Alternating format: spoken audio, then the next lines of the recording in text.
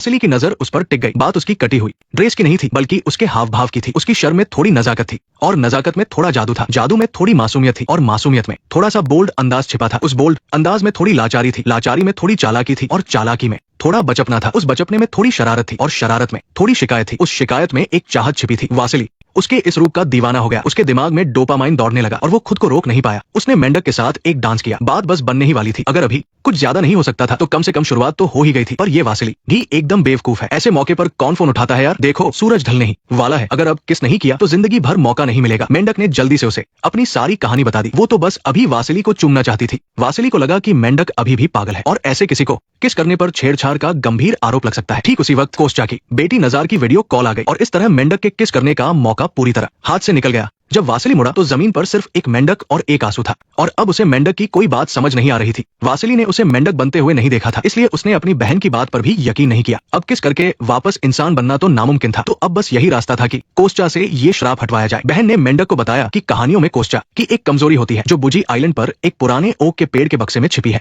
इसलिए मेंढक वापस तालाब में गया। उसने हंस, क्रेफिश और मछली से बुजी आइलैंड ढूंढने में मदद मांगी। अब नाम ही बुजी आइलैंड है तो जाहिर है वहां जाना आसान नहीं था। पर तभी एक टोड ने कहा कि उसे पता है वो पार्क में ही है। लेकिन जब से उसे पता चला कि मेंढक इंसान बन सकता है तब से टोड भी इंसान बनना चाहता था। उसने सुना था कि इंसान बनने के लिए सच्चे प्यार वाला किस चाहिए। टोड ने कहा कि चलो हम दोनों एक दूसरे को चूम लेते हैं, काम बन जाएगा। मेंढक उसका दिल नहीं दुखाना चाहता था, इसलिए उसने बहुत प्यार से मना कर दिया, तू इस लायक नहीं है बेवकूफ। फिर वो टोड के बताए गए रास्ते पर चल पड़ी, पर उसे नहीं पता था कि कोई उस पर नजर रख रहा था और वो इस जानकारी का इस्तेमाल करके कोस्चा से कुछ फायदा लेना चाहता था। मेंढक को पुराना ओक का पेड़ मिल गया, लेकिन कोस्चा को भी खबर मिल गई और वो वहां पहुंचा। उधर वो टोड जो पूरी तरह आशिक बन चुका था अपनी मेंढक देवी के लिए जान की बाजी लगाने आ गया। उस मेंढकी को छोड़ दो, उसे मैं बचाऊंगा। लेकिन कोई चमत्कार नहीं हुआ। कोस्चा ने मेंढक को पकड़ लिया। दूसरी तरफ वासिली के जानवरों की भाषा समझने वाले एआई मॉडल में एक बहुत बड़ी कामयाबी मिली। जब नजार के साथ वीडियो कॉल चल रही थी तो नजार ने उसे रिकॉर्ड कर लिया था। वासिली ने उस मॉडल से मेंढक की बातों को ट्रांसलेट किया। मैंने तुम्हारी फिल्में देखी है, मुझे चमत्कारों पर भरोसा है। तुमने मुझे दिखा दिया कि सब कुछ मुमकिन है, मैं इंसान बन सकती हूँ। अब जब मैं तुम्हें देखती हूँ तो मुझे समझ आता है कि ये सब सिर्फ बकवास थी।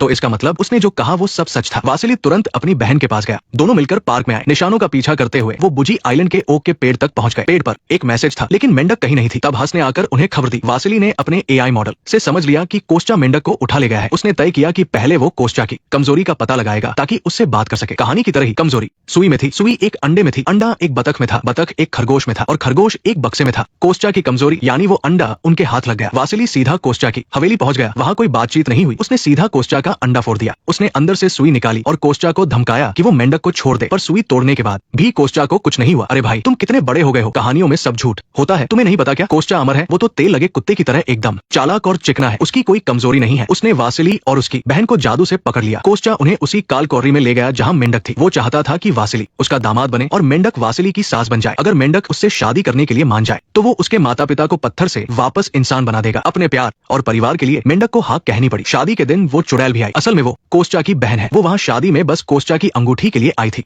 वही अंगूठी जिसके बारे में कहा जाता है कि जो भी उसे पहनेगा वो अमर हो जाएगा, यानी कभी नहीं मरेगा। तो भैया अब तो तुम्हारा काम हो गया है, ये अंगूठी मुझे दे दो। लेकिन अंगूठी उतारते ही कोस्चा तेजी से बूढ़ा होने लगा। अरे ऐसे तो काम नहीं चलेगा, मैंने अभी शादी की है और अभी से बूढ़ा हो गया, फिर इस शादी का क्या फायदा? लेकिन भाई बहन के बीच किया गया वादा तो निभाना ही पड़ेगा। बस मुझे हनीमून पर जाने दो, फिर अंगूठी तुम्हारी। और हनीमून कितना लंबा होगा? ज्यादा नहीं, बस 200 साल। 200 साल? क्या मेरे साथ मजाक कर रहे हो? चुड़ैल ने तुरंत अपना इरादा बदला और मेंढक के पास जाकर कहा कि वो उनकी मदद करेगी। इसलिए शादी शुरू होते ही वासिली, जिसे चुड़ैल ने आजाद कर दिया था, अपनी दुल्हन को भगाने आ गया। अब चूंकि दुल्हन को भगाने की बात थी तो पुराने नियमों के हिसाब से लड़ाई होनी थी। लेकिन अफसोस कोस्चा ने अंगूठी पहन रखी थी। वासिली उसके आगे कहीं नहीं टिकता था। शुक्र है कि हंस के ऊपर बैठकर क्रेफिश और मछली उसकी मदद के लिए आ गए। हवा से हमला करने वालों ने ध्यान भटकाया और सैनिकों को उतारा। उन्होंने एकदम सही निशाना लगाकर दुश्मन की ताकत को खत्म कर दिया। फिर पानी वाली सेना ने सारा माल पार करा दिया। अंगूठी के बिना कोस्चा पल भर में बूढ़ा हो गया। देखते ही देखते उसकी सारी ताकत और शादी करने का मौका दोनों छिन गए। बहन ने अंगूठी चुड़ैल को दे दी। चुड़ैल की मुराद पूरी हुई और वो फिर से जवां हो गई। हालांकि उसकी शक्ल कोई खास नहीं थी, जवानी में भी वो बस ठीक ठाक ही दिखती थी, लेकिन उसने सबका श्राप हटा दिया। मेंढक के माता पिता भी पत्थर से वापस इंसान बन गए। प्यार करने वाले दो लोग आखिरकार एक हो गए। टोड ने जब देखा कि मेंढक इंसान बन गई है और उसे उसका प्यार मिल गया है तो वो रोज गोल्फ कोर्स के पास वाले तालाब में बैठकर अपनी किस्मत चमकने का इंतजार करने लगा। एक दिन वो जवान हुई चुड़ैल और उसकी भतीजी नजार गोल्फ खेलने आए। उसने पूछा, वासिली ने तो मेंढक से शादी कर ली, अब तुम किससे शादी करोगी? नजार ने गोल्फ की गेंद को चूमा और कहा, जो भी इसे पकड़ेगा मैं उसी से शादी करूंगी। टोड ने देखा और सोचा, मैंने कहा था ना, मौका हमेशा उसी को मिलता है जो तैयार रहता है। तो दोस्तों, जब से मैंने रशियन फिल्में एक्सप्लेन करना शुरू किया है, ये मेरी पहली ऐसी फिल्म है जिसे 6 साल के बच्चे भी देख सकते हैं। इससे पहले मैंने जो भी कहानियां सुनाई हैं वो इससे 3 गुना ज्यादा डार्क थी। इसे सुनाने के बाद मुझे अंदर से बहुत शांति मिल रही है, बिल्कुल वैसे ही जैसे अंगूठी पहनकर कोई जवान हो जाए। द फ्रॉग प्रिंसेस एक बहुत ही मशहूर रशियन कहानी है। अगर आपका कोई 6 या 7 साल का बच्चा है तो उसके साथ ओरिजिनल फिल्म देखना बहुत अच्छा रहेगा। अगर वो इससे बड़ा है तो शायद उसे ये कहानी पसंद ना आए। खैर, बच्चों की कहानियां तो मैं कभी कभी सुनाता हूँ। हम अपनी वही डार्क कहानियों के साथ फिर मिलेंगे। अलविदा।